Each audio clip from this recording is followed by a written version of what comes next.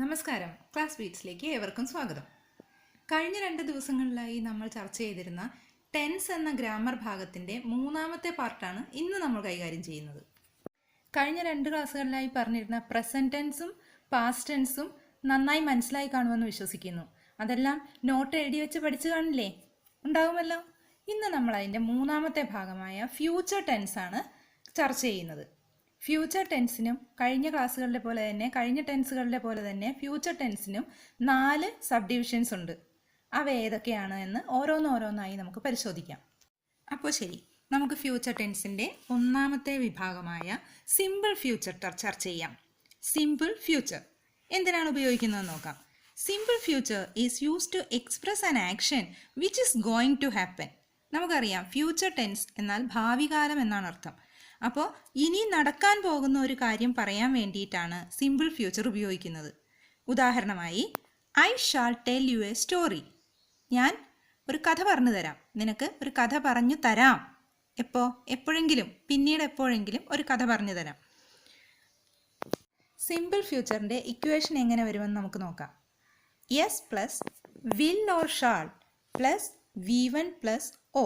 ഇതാണ് സിമ്പിൾ ഫ്യൂച്ചറിൻ്റെ equation.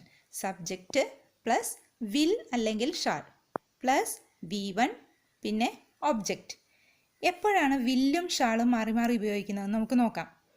I, V എന്നിവയുടെ കൂട്ടത്തിൽ ഷാളും ബാക്കിയുള്ള യു, ഹി, ഷീ, ദേ എന്നിവയുടെ എല്ലാം കൂട്ടത്തിൽ വില്ലും ഉപയോഗിക്കുന്നു.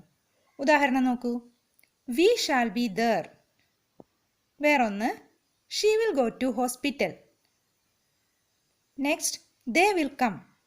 സാധാരണയായി ഐയുടെയും വിയുടെയും കൂട്ടത്തിൽ ഷാളാണ് ഉപയോഗിക്കുന്നതെങ്കിലും ചില സന്ദർഭങ്ങളിൽ ഇവയുടെ കൂട്ടത്തിൽ വില്ല് ഉപയോഗിച്ച് കാണാറുണ്ട്. ഉദാഹരണത്തിന്, I will come with you, we will pray for your health. അതായത് ഇവിടെയെല്ലാം will is use to express certainty, promise etcetera. അതായത് ഒരു ഉറപ്പ്, ഞാൻ വരും, നിന്റെ കൂടെ ഞാൻ വരാം, നിനക്ക് വേണ്ടി ഞങ്ങൾ പ്രാർത്ഥിക്കാം എന്നിങ്ങനെയുള്ള ഒരു ഉറപ്പ് തരുന്നതിന് വേണ്ടിയിട്ടാണ്, അത് കാണിക്കുന്നതിന് വേണ്ടിയിട്ടാണ് ഈ വാക്കുകളുടെ കൂടെ വില്ല് ഉപയോഗിക്കാറുള്ളത്. ഓക്കെ, അപ്പോൾ ഇനി നമുക്ക് രണ്ടാമത്തെ വിഭാഗമായ ഫ്യൂച്ചർ കണ്ടിന്യൂസ് ടെൻസിനെ കുറിച്ച് നോക്കാം. ഫ്യൂച്ചർ കണ്ടിന്യൂസ് ടെൻസ് എന്താണ്? Future continuous tense, the future continuous is used to denote the progress of an action at a given future time. അതായത് ഫ്യൂച്ചറിൽ ഒരു കാര്യം സംഭവിച്ചുകൊണ്ടിരിക്കുകയായിരിക്കും എന്ന് പറയാനാണ് ഫ്യൂച്ചർ കണ്ടിന്യൂസ് ടെൻസ് ഉപയോഗിക്കുന്നത്. ഫ്യൂച്ചർ കണ്ടിന്യൂസ് ടെൻസിൻ്റെ ഇക്വേഷൻ എങ്ങനെ വരുമെന്ന് നോക്കാം. Subject plus will or shall plus be plus V1 plus ING plus O. ഇതാണ് ഫ്യൂച്ചർ കണ്ടിന്യൂസ് ടെൻസിൻ്റെ ഇക്വേഷൻ. ഇനി നമുക്ക് ഒരു ഉദാഹരണം നോക്കാം. V shall B visiting Kashmir in the summer. അതായത് ഇനി വരുന്ന സമ്മറിൽ, വരുന്ന വേനൽക്കാലത്ത് അല്ലെങ്കിൽ ഇനി വരുന്ന ഒരു അവധിക്കാലത്ത് നമ്മൾ കാശ്മീർ സന്ദർശിക്കുകയായിരിക്കും. അതായത് നാളെ അല്ലെങ്കിൽ ഇനി വരുന്ന ഒരു സമയത്ത് നമ്മൾ എന്ത് ചെയ്യുകയായിരിക്കും എന്നാണ് ഫ്യൂച്ചർ കണ്ടിന്യൂസ് ടെൻസ് വഴി നമ്മെ ബോധ്യപ്പെടുത്തുന്നത്. ഒരു എക്സാമ്പിളും കൂടി നോക്കാം. The district collector will be ഇനാഗുറേറ്റിംഗ് the function tomorrow. The district collector നാളെ ഫംഗ്ഷൻ ഇനാഗുറേറ്റ് ചെയ്യുകയായിരിക്കും, നാളെ ഫംഗ്ഷൻ ഉദ്ഘാടനം ചെയ്യുകയായിരിക്കും. അപ്പോൾ നാളെ നടക്കാൻ പോകുന്ന ഒരു കാര്യം, നാളെ ഈ സമയത്ത് അങ്ങനെ ആയിരിക്കും എന്ന് കാണിക്കുന്നതിന് വേണ്ടിയിട്ടാണ് ഫ്യൂച്ചർ കണ്ടിന്യൂസ് ടെൻസ് ഉപയോഗിക്കുന്നത്. ഇനി നമുക്ക് മൂന്നാമത്തെ വിഭാഗമായ ഫ്യൂച്ചർ പെർഫെക്റ്റ് ടെൻസിനെ കുറിച്ച് പഠിക്കാം. ഫ്യൂച്ചർ പെർഫെക്റ്റ് ടെൻസ് ഉപയോഗിക്കുന്നത് എന്തിനാണ്? The future perfect is used to denote an action expected to be completed by a certain time in the future. അതായത് ഭാവിയിൽ ഒരു കാര്യം എപ്പോൾ തീരും എന്ന് സൂചിപ്പിക്കുന്നതിനാണ് ഫ്യൂച്ചർ പെർഫെക്റ്റ് ടെൻസ് ഉപയോഗിക്കുന്നത്. ഫ്യൂച്ചർ പെർഫെക്റ്റ് ടെൻസിൻ്റെ ഇക്വേഷൻ ഇതാണ്. S plus will or shall plus have plus V3 plus O. കണ്ടല്ലോ, യെസ് പ്ലസ് വിൽ അല്ലെങ്കിൽ shall plus have plus V3 plus O എന്നാണ്. ഇനി നമുക്ക് ഒരു എക്സാമ്പിൾ വഴി അത് പരിശോധിക്കാം. The example is, we shall have finished this work by night. We shall have finished.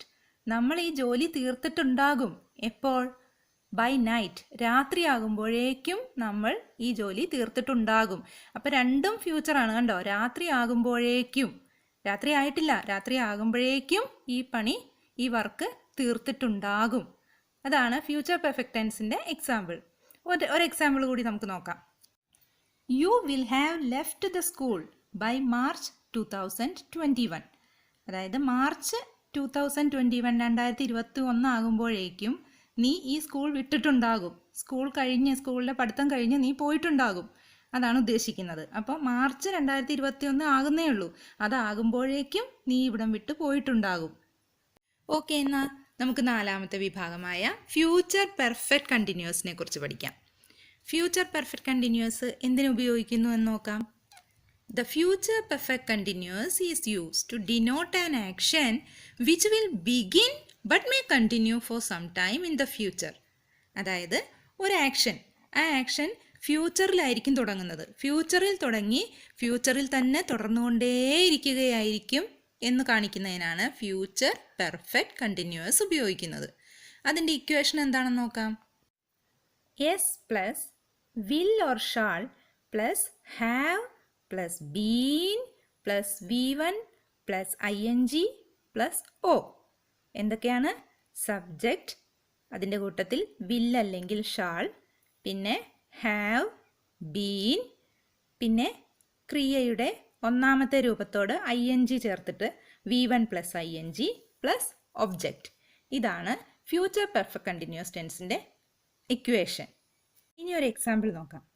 She will have been studying here for 6 years by the end of this year. ഒന്നുകൂടെ വായിച്ചു നോക്കൂ. She will have been studying here for 6 years by the end of this year. എന്താ നമ്മൾ പറഞ്ഞത്? ഭാവിയിൽ തുടങ്ങി ഭാവിയിൽ തന്നെ തുടർന്നുകൊണ്ടേയിരിക്കുന്ന ഒരു കാര്യത്തെ സൂചിപ്പിക്കാനാണ് ഫ്യൂച്ചർ പെർഫെക്റ്റ് കണ്ടിന്യൂസ് ഉപയോഗിക്കുന്നത്. അപ്പോൾ നോക്കൂ, she will have been studying here for 6 years by the end of this year. ഈ വർഷം അവസാനമാകുമ്പോഴേക്കും അവൾ ഇവിടെ പഠിച്ചു തുടങ്ങിയിട്ട് 6 കൊല്ലം പൂർത്തിയായിട്ടുണ്ടാകും.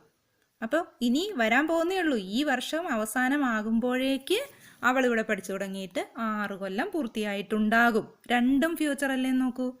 അപ്പോൾ ഇതാണ് ഫ്യൂച്ചർ പെർഫെക്റ്റ് കണ്ടിന്യൂസിൻ്റെ ഉദ്ദേശം.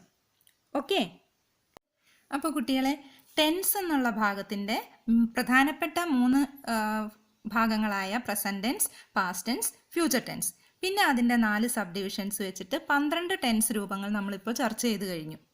ഓരോ ടെൻസും മറ്റൊരു ടെൻസുമായിട്ട് റിലേറ്റഡ് ആണ്. നിങ്ങൾക്ക് നോക്കിയാൽ അറിയാം, പ്രസൻറ്റ് ശരിക്ക് പഠിച്ചു കഴിഞ്ഞാൽ പ്രസൻറ്റിൻ്റെ ബാക്കി പാസ്റ്റ് ടെൻസ് അതിൻ്റെ വെറും പാസ്റ്റ് ആയിട്ടാണ് വരുന്നത്. ജസ്റ്റ് അതിൻ്റെ ഒരു പാസ്റ്റ് ഫോം ആയിട്ടാണ് വരുന്നത്. അപ്പോൾ ഇതിന് മുമ്പത്തെ ക്ലാസ്സുകളായ പ്രസൻറ്റ് ടെൻസും പാസ്റ്റ് ടെൻസും ഇതുവരെ കാണാത്തവർ ആ വീഡിയോസ് വീണ്ടും കാണേണ്ടതാണ്. എന്നാൽ മാത്രമാണ് ഫ്യൂച്ചർ ടെൻസ്